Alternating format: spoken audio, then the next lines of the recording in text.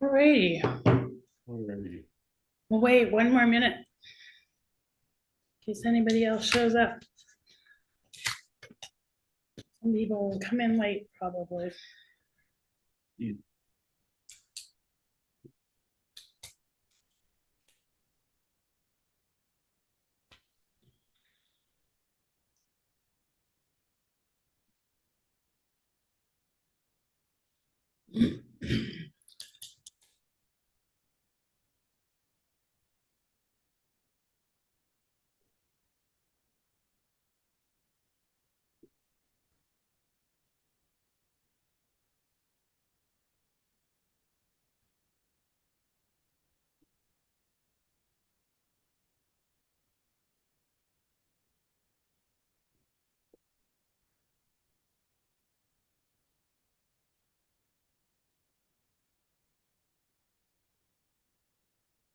Great, well, welcome to our monthly virtual tasting information session. Time to talk about subjects about the wine industry, answer questions that you might have. I'm Katie Wetzel Murphy from Alexander Valley Vineyards, and my nephew Harry is on the Zoom as well. And today we're going to talk a little bit about what practices that we have in the vineyard and what we just celebrated Earth Day yesterday. And so we're going to talk a little bit about what we do in the vineyard that has to do with regenerative practices and what some of those terms that you might hear often mean. I think the most important thing about wine growing, we have some people joining us now, very good. The most important thing about wine growing, and there's a lot that goes into wine growing and farming and winemaking and wine selling and the entire business of wine. But when you go kind of back down from the big picture, what it's really about is the dirt.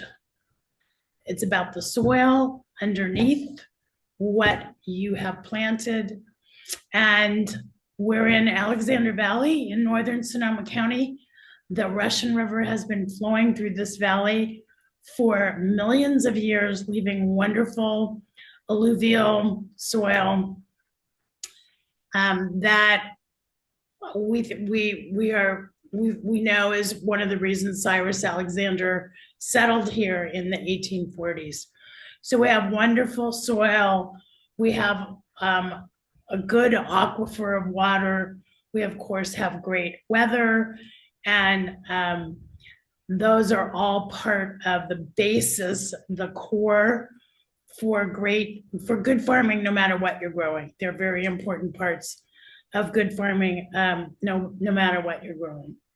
So I think that cannot be overstated. There are lots of groups that talk about terroir and varietals and clones and different kinds of rootstock of the grapes you plant, but it's got to go back down one more level to the soil and the health of your soil. And we have, fortunately, very good, healthy soil. My husband's on a board of a group called Resource Conservation District, and the resource conservation districts were formed in the 1920s to combat soil erosion in different parts of the United States. But this still exists here in Sonoma County. They do soil restoration, erosion control, creek restoration. So this is still very much something that we think about a lot and something that is very much part of our practices in the vineyard. So next week is on April 30th. It was my mother's birthday, and she passed away many years ago. But her kind of accidental foresight in reviving the gardens when they bought the property in 1962. Our place was a very rundown farm, no vineyard, no winery, a couple of old buildings and an old cemetery, and a garden that hadn't been taken care of for a long time. And along with restoring the buildings, even before we planted grapes, she started restoring the gardens and had lush flower and vegetable gardens, which was really a harbinger of how well things grow here in our area in the Alexander Valley.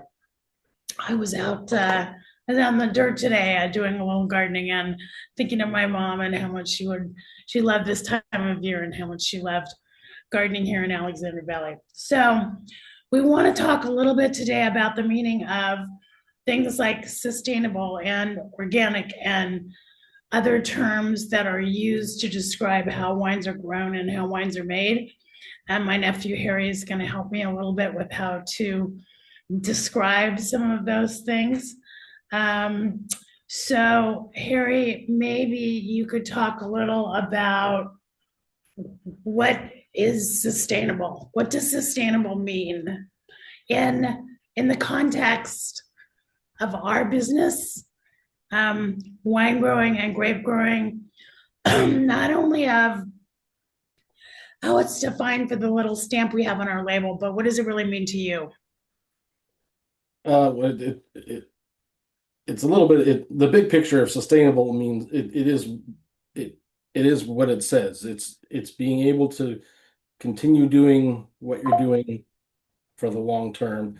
Um, when you boil it down into its components, um, the certification system for it, there are specific topics that it addresses, things like energy efficiency, water use, recycling, all the things you would think of that are sort of the environmental stuff.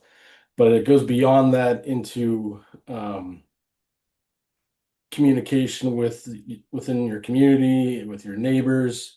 It goes into HR and how you train your staff, not just in sustainable stuff, but even just safety training. And then it goes into economic concerns. So the term sustainable is a really sort of broad, big picture thing that encompasses a whole bunch of different aspects of running a vineyard or a winery. Um, and they're separate certifications. A vineyard has to be certified separate from the winery. So we actually technically have two certifications, one for our vineyard, one for the winery, because there's different requirements for both of them. Um, it's very in-depth and elaborate. And doesn't it change every year? It does. What's one of the reasons why it's so in-depth and elaborate. I'm looking at the certification. I just finished ours about a month and a half ago for this coming year. There's 16 different chapters, and within the chapters, there's 4 to 20 subsections that all have questions that you get a score rated on. And then once you submit all your stuff, that you get audited by a third party to make sure you're actually doing all the things you have to say you say you're doing, and then you get certified. But to maintain your certification, you actually have to improve every single year. It's not like a one and done, you're certified, congratulations, and you don't ever have to do anything anymore. We actually have to physically improve things every single year. So it's getting that stamp is a significant amount of both work and effort that goes into doing it. Um, So so there's a cost involved in this. Definitely, there's a cost in both monetary terms. We have to pay to get audited. We have to pay for the certification, but there's also cost and time. It takes me probably, I don't know, about 16 hours every single year just to renew our certification for the winery, and then same thing on the vineyard side. And to get that certification, even once I get certified, to be able to put that logo on the back label, I have to submit another third party audit of the wine itself to show that these particular vineyard blocks were certified, went into this wine. This is what the blend is. So it's actually technically 2 different certifications, 2 different audits that go into getting the actual logo on the back label. Got it. But in the big picture, in my mind, it's not it's not just the steps that are involved. It's more just sort of maintaining the property and or improving on the property, as you go. And but we're a winery, we're a vineyard, but we have other stuff that we do as well. We do a lot of stuff with farmers markets. We've got a whole bunch of gardens all over the property. We have bees, we have goats, we have chickens, sheep. It's kind of the big picture of everything we do here. Right. We do farm a lot of other things. We grow a lot of vegetables, fruit trees, honey. We have 480 olive trees. We have a tortoise. We produce olive oil. Yeah, we have a large land tortoise who lives in the barn. So we have a historical background, farming background, food background, and of course, a grape growing and winemaking background. And I think many of you know, last year we celebrated our 50th anniversary in 2025 of the winery. But we started, my parents bought the property in 1962, so we've been farming for, I guess this year would really be for planting the grapes, 60 years. So Yeah. no longer. That being said, we do grow some grapes organically, and some grapes we don't grow organically. And you might talk a little bit about the difference and Mhm. why, and the Well, cost. There's a cost to that as there's, well. def there's definitely a cost. That's one of the reasons we make the organically grown Cabernet. My parents have a piece of property they lease across the highway from us. That was the first block we got certified organic. And my dad came to me once it was certified and said, "Okay, you need to make this organically grown Cabernet." And I said, "I don't want to make another Cabernet. We've got our estate Cabernet, we've got the Cyrus, we've got the Reserve Cabernet." And he basically said, "I paid a lot of money to get this certified. You're making an organically grown Cabernet." And we do, and it's very nice wine. It's actually it's one of my favorites. But as far as what goes into the organic, it's a whole different certification.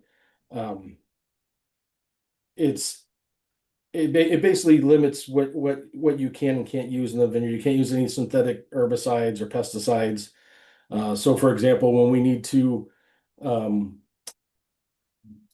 weed down the vineyard rows, we don't use any herbicides. We use a mechanical hoe that is pulled behind a tractor.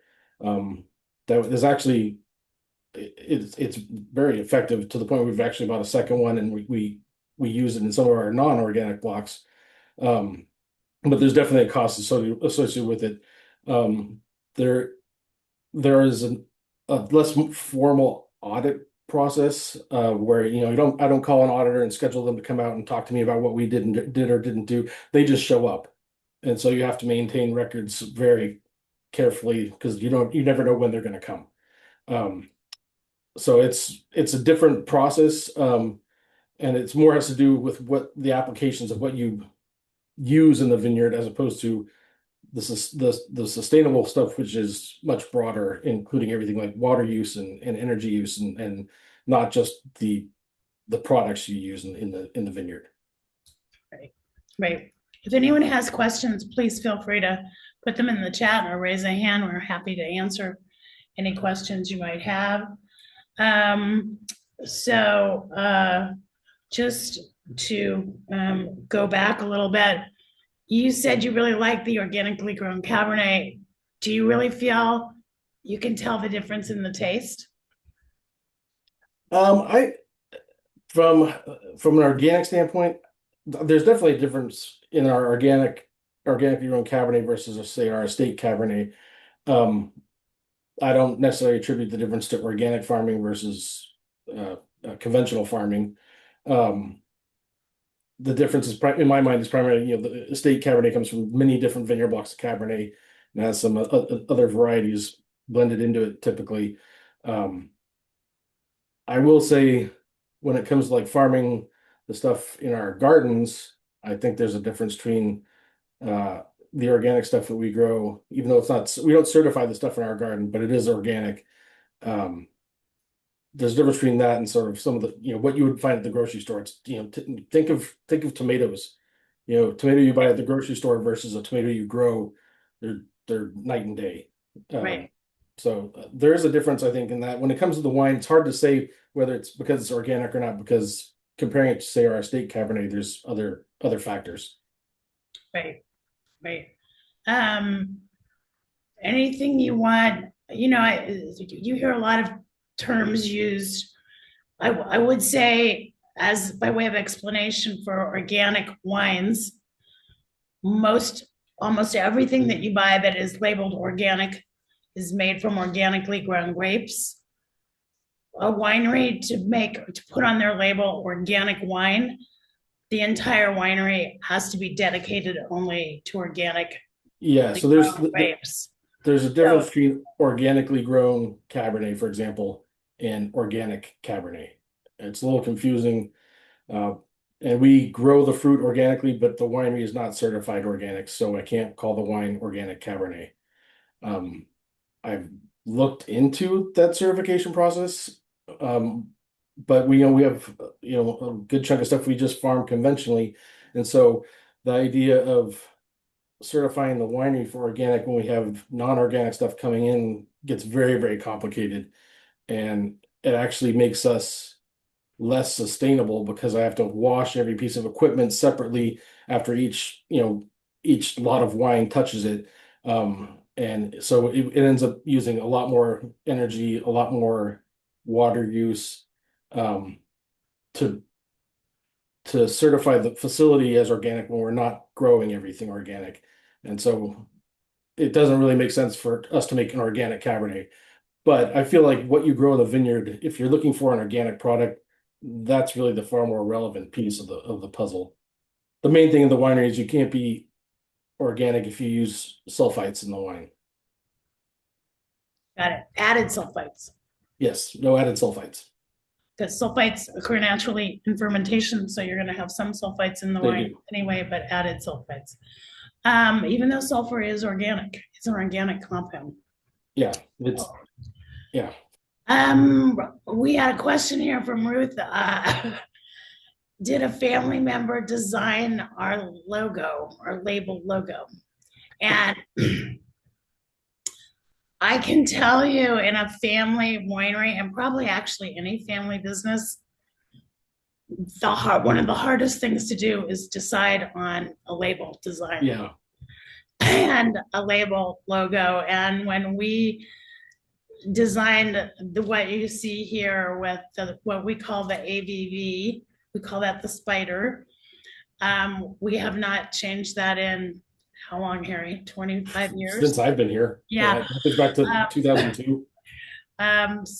Because it works, it's recognizable, and it's very difficult to get family members to all agree on a direction for a label change. So I will say a perfect example of that is last time we redid our wine label, we came up with a design, did the whole thing, put a label on a bottle, showed it off at a family function, and my uncle said, "Okay, I think we should change this, this, and this." I said, "No, this is the label. We're done. It's not changing after this." So right, yeah, you can't have too many cooks in the kitchen. right, exactly. And we've changed the label through the years. Harry tells a great story about there's a tree on our back label and why. We'll save that for another day. I'm glad you like it, Ruth. Ruth thinks it's great. It does stand out. Sometimes it's gold, sometimes it's green, sometimes it's red. But we do use that because Alexander Valley Vineyards is a very long name. And so we often just use AVV as colloquially as shorthand for our winery. Hi, Shireen. How are you?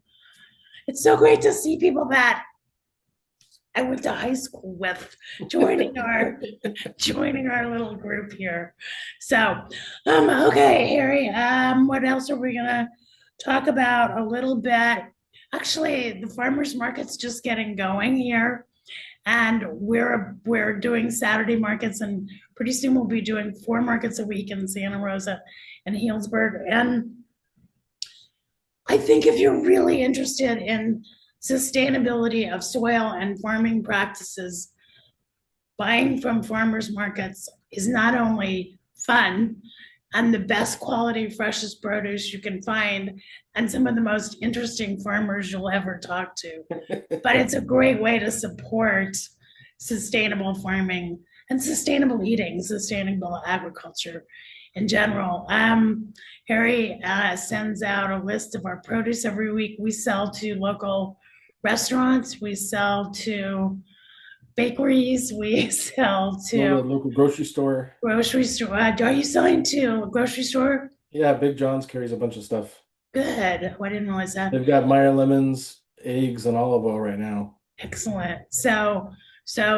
Being able to buy local is fantastic and delicious. And then we use them at the winery for when we entertain or when we do events or have people there. Do you want to talk a little bit, Harry, as I try some rosé? I'm gonna try rosé today. Nice spring wine, beautiful color. And it has on the back, you'll see on the wines that you try, this is a Sonoma certified sustainable little logo. So that is something that Sonoma County has asked all the wineries to put on if they can on their label. That's that thing that requires the two-step audit thing. I have to be audited to make sure I'm doing what I'm saying doing, and then the wine itself has to get audited to make sure what I'm putting in it is all certified. So tell us a little about biodynamic and how it's not really a defined term that, and to back up a little, all these things we're talking about, to put it on your label, it has to be accepted by the federal government in label approval process. And they have sometimes very different rules than what certain sustainable organizations or biodynamic organizations might have. So that being said, sometimes you can hear claims, but they might not necessarily be able to be put on a label because they're not well defined. You know, you can put that we're in the Sonoma County appellation because that's a defined appellation, or Alexander Valley or Russian River Valley. Those are defined, so they have to be defined terms and appellations. Biodynamic is kind of a little more vague-ish. It basically encompasses all the stuff that certified organic is, but usually takes a step further and more of a holistic approach, and involves sort of abstract things like the phases of the moon and sort of, I'm not sure how to say it. Just it gets a little beyond just the standard certified organic. right. And was originally started in the 1920s during bad conditions in soil usage and soil erosion in lots of places in the United States, not just in grape growing or winemaking. We have a comment about some of our other labels.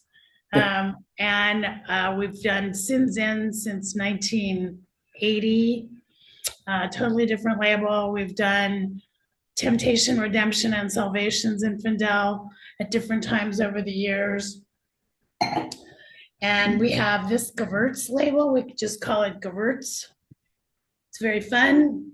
It's a little bit different and very seasonal, and we don't make a lot of it, but it's very it's fun as well. So yeah, that wine doesn't have the sustainable logo on the back, because that is actually we don't grow that. We buy that from a grower up in Mendocino, and they're certified organically grown grapes.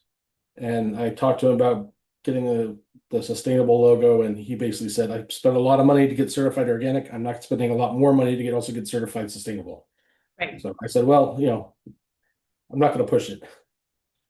And then Cyrus, which is our Cabernet and Bordeaux varieties blend, has its own separate label too. So we have over the years kind of done a lot of different labels, but the Alexander Valley Vineyards and the AVV is kind of what we are recognized for.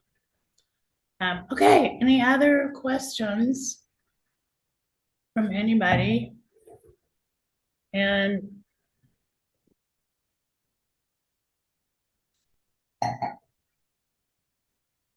we are just releasing rosé. Is that correct, Terry? Yeah, we've just released the 25 rosé. We've just released 25 rosé. Our monthly email blast will go out on May 1st. We'll also have information about other wines that are being promoted or on sale. We have lots of events as well. You can sign up for information, for more information at avvwine.com. We really appreciate you all being here today and listening to us and learning a little bit more about what goes into growing all those grapes and making wine. We appreciate you, of course, buying the wines. I know after last month, some of you jumped right in to buy some Cyrus, which we really appreciate. But this is really more about connecting with people and about just giving a little more information about what the wine business is really like. Now, next month in May, I'm gonna be interviewing our winemaker, Kevin Hall. We're gonna be talking about blending, and that could be a 3-hour seminar. That's not complicated at all. It's not complicated at all, and Kevin has the most amazing mind and sensory memory for different wines that he's made over the years, and how different plots of land and different particular areas of vineyard will shape and affect a wine. And not to mention the 60 different barrel types he buys from 18 different producers, and what the weather was like that year, and just a lot of other things. So that will be fun. We'll do that next month, and look forward to seeing more of you if no one has any other questions. And Peter, is that organic Cabernet you have there? That's your organically grown? Looks like the green label. Does look like it. As best we know, that's what it is. If it has a green spider, it's okay. Yeah. That's organic. Yeah. 2021. So what That's do me you, drinking so beautifully. what do you think? We think it's delicious. We love Yeah, now that has to be 100% Cabernet, because that vineyard is Yeah. only a Cabernet vineyard. So there's no little bit of Merlot or little bit of Cabernet Franc. It's Yeah. treated totally separately. And I find that it has a little bit of really fresh fruit and almost a sweetness when you first taste the fruit in it. So I think that's a great example of nice advertising with the label right there in front. Thank you so much. it. Right, we want to be in theme. We really appreciate that very much. So great. Well, wonderful. We'll talk about blending next time with Kevin Hall, our winemaker. You can always visit us at avvwine.com. Check out the website. Come see us. We've got lots of great happenings going on and great events. Tasting options, cheese pairings, vineyard hikes. We've even added a non-alcoholic beverage pairing that if you come with friends who don't drink alcohol, that they can try as well. So thanks so Katie, much. we have one more question. Yes. We have Sue's asking about Redemption Zinfandel. Redemption Zinfandel. We're no longer making. That we're no longer making. Well, from a marketing standpoint, and probably from a winemaking standpoint too, we decided a few years ago to narrow our categories to Alexander Valley Vineyard Zin, which there was a lot of requests for in the wholesale market and from grocery stores, and Sinzin, which is a Sonoma County wonderful Zinfandel that contains a lot of the grapes that used to go into both Redemption and Temptation. We had 4 or 5 Zinfandels, and it was a marketing and sales nightmare. So we probably will not bring back redemption. But I would argue at some point we might do like a one-off, do like, 100 cases here or there, just because we have a trademark on the name, and to maintain the trademark, you have to use it. So I would say at some point I might, buy a little bit of fruit from Dry Creek and do a one-off little bit here and there so we can keep the trademark. so redemption was from one grower in Dry Creek Valley, It was from 2 growers two actually. growers in Dry Creek Valley, and we couldn't put Alexander Valley Vineyards on it because it's not from Alexander Valley. We could put it in Sinzin because that's Sonoma County appellation. But we may in the future do a little bit here and there, like for wine club or just for tasting room sales. Exactly, like some small amount, not sold wholesale, but just so we can maintain it. Right. Right. Maintain that. Because I personally, I really like the redemptions in, but Katie's right. It was from a sales and marketing standpoint, we had too many brands competing with each other. Right. And if you like the big Zinfandel, you could always try the Alexander School Reserve Old Vine Zinfandel soup. Definitely. Right. We do have that one also, which is only available through Wine Club and mail order and at the wineries. So some things are better for national distribution everywhere. And then we like to have things at the winery or mail order or for our Wine Club members that they can't get everywhere, that are specific only to those shoppers and those groups of people. So if you go on our website, you'll see there's some Alexander School Reserve wines that you wouldn't see anywhere else. And we might do that as a topic for one of our future tastings of just what's a reserve wine, what makes it a reserve wine, why is it different, why is it so much more expensive, what do you do that We could do a whole topic just on wine labels, because everything that's on a label is there for a very specific legal reason. Right, exactly. So we've got a link in the chat for Alexander School Reserve Old Vine Zinfandel, which has been winning a lot of awards lately and getting a lot of accolades. It's a really good wine. On our website, you can find that, and yeah, those are delicious. And we have 3 wine clubs, and one is just the reserves. So that's something that's available as well. I was gonna say before you go, if you want to mention our new recipe contest thing that I think just went out this week, that we're getting set up, where people can submit wine pairing recipes for whatever wines you feel like doing. We did this once back, oh gosh, a long time ago. It was a lot of fun from my end because I got to try all these different recipes people submitted. But this time we kind of opened up to, at the time it was just for Cyrus, but going forward, at least for this time, we're letting people kind of throw in whatever they feel like trying. And so if you guys have any specific wine pairings that you guys really like, please submit. You can submit recipes, and it can be for any wine of ours that you like, to go with any wine of ours that you like.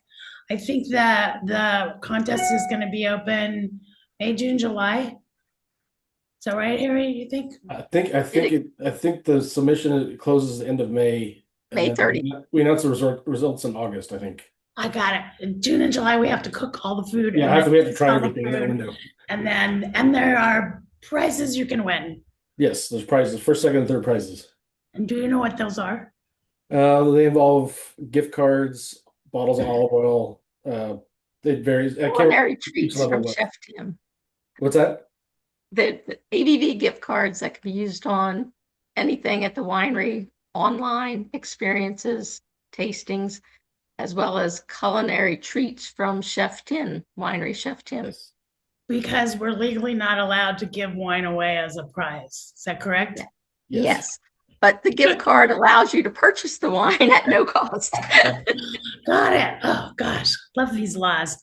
Okay, well, great. And yeah, take a look at that if you're interested in that. And if you're not on our mailing list, we don't kill you with emails when they come out.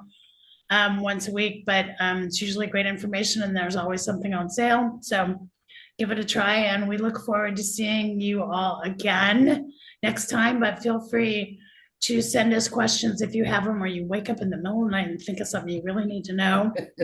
At info@avvwine.com. Sue had a tasting at our church on Saturday and took temptations in, sins in, and redemptions in. Well, what did they think of that?